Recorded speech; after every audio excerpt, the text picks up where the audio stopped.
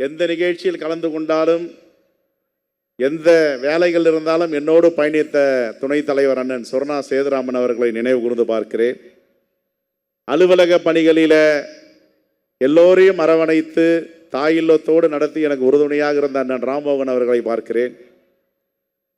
எந்த ஒரு சிக்கலும் இல்லாமல் 24 மணி நேரமும் எப்பொழுது அழைத்தாலும் என்னோடு வந்து பணியாற்றிய நம்முடைய முக்கிய பொறுப்பாளர்கள் திரு அருள் பெத்தையா அவர்கள், ஓராண்டுகளாக பணியாற்றிய திரு டி செல்வம் அவர்கள் மற்றும் நம்முடைய முக்கிய பொறுப்பாளர்கள் திரு அசோகன், வழக்கறிஞர் கீசு குமார், சிந்தை சேகர், கணபதி, எல்லோர் பெயரையும் சொன்னதாக நீங்கள் எடுத்துக்கொள்ள வேண்டும். எந்த நேரமும் பணியாற்றி கொண்டிருந்தார்கள்.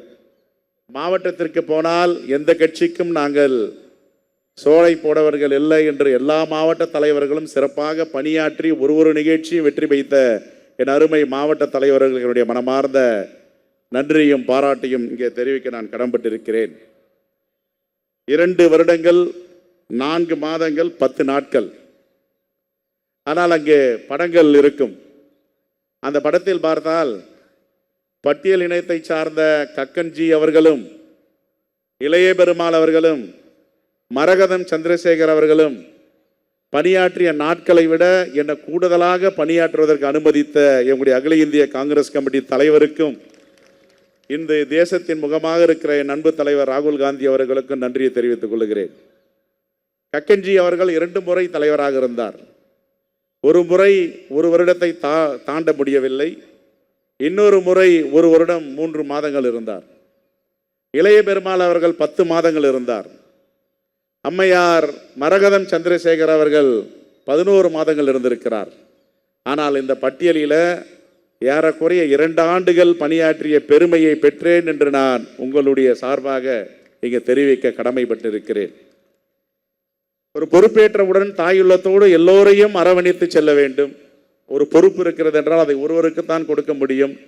இன்னொருக்கு கிடைக்கவில்லை என்றால் அது சங்கடம் வரத்தான் செய்யும். இது யதார்த்தம் என்ற நியாயத்தை நான் உணர்ந்தவன். குறிப்பாக ஒரு மனநிறைவோடு பணியாற்றிய நாட்களை நான் இன்னும் நினைவு கூர்ந்து பார்க்கிறேன். ஒரு பணியை கொடுத்து விட்டார்கள்.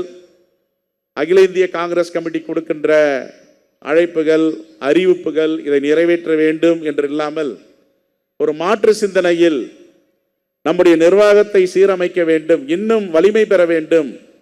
அடுத்தது யார் பொறுப்பேற்க வந்தாலும் அவர்கள் பயணம் செய்வதற்கு மிகவும் இது மகிழ்ச்சியாகவும் எளிமையாக இருக்க வேண்டும் என்ற அடிப்படையில் கிராம கமிட்டியை நாம் ஆரம்பித்தோம். அப்பொழுது அஜய் குமார் என்ற பொறுப்பாளர் இருந்தார். அவரிடம் நான் இதை கேட்டவுடன் உடனே நீங்கள் இதை செய்யுங்கள் என்று அனுமதி அளித்தார். அவருக்கும் என்னுடைய நன்றியை நான் தெரிவித்துக் கொள்கிறேன். அவர் எங்கே வேற மாநிலத்தில் இருந்தாலும் ஆக்கமும் ஊக்கம் அளித்தார். அதற்கு பொறுப்பான தலைவர் ஒருவரை நியமிக்க வேண்டும் என்று அண்ணன் பீட்டர் அல்போன்ஸ் அவர்களை, நீங்கள் தான் சரியான தலைவர், நீங்கள் என்னோடு ஒத்துழைத்து அந்த பணியை நீங்கள் எடுத்துக்கொள்ளுங்கள் என்று அவருக்கு அந்த தலைவர் பதவியை கொடுத்தோம். உங்கள் சத்யாவில் ஃபுல் மூன் சேல் காலை 9 மணியிலிருந்து இரவு 12 மணி வரை மே 1 ஒரு நாள் மட்டும். அவரும் அந்த வயதில் எல்லா இடங்களுக்கும் சென்று இந்த கிராம கமிட்டியை நியமித்தார்கள். நாம் அமைத்த கிராம கமிட்டிகள் மாநிலம் முழுவதும் 17,654 கிராம வார்டு கமிட்டிகளை நாம் நியமித்திருக்கிறோம். 1,64,000 பேருக்கு QR கோடோடு உலகம் தரம் வாய்ந்த ஐடி கார்டுகளை நாம் கொடுத்திருக்கிறோம். இந்த 2 வருடம் 4 மாதங்கள் 10 நாட்களில் 270 பத்திரிகையாளர் சந்திப்பு, 7 மாவட்டங்கள் முழுவதும் சுற்றுப்பயணம், 52 முக்கிய போராட்டங்கள், 12 முறை கைது செய்து வழக்கு போடப்பட்டிருக்கிறது. இப்படி தொடர்ந்து மக்கள் பணியை உங்களுடைய ஒத்துழைப்போடு, உங்களுடைய ஆதரவோடு மேற்கொள்வதற்கு நான் பெருமைப்படுகிறேன். அதே போன்று ஏறக்குறைய 37 ஆண்டுகள் பிரச்சனையில் இருந்த காமராஜர் திடலை மீட்டெடுத்தோம். அதற்கு உறுதுணையாக இருந்தவர் திரு கிரீஷ் சோடங்கர் அவர்கள்.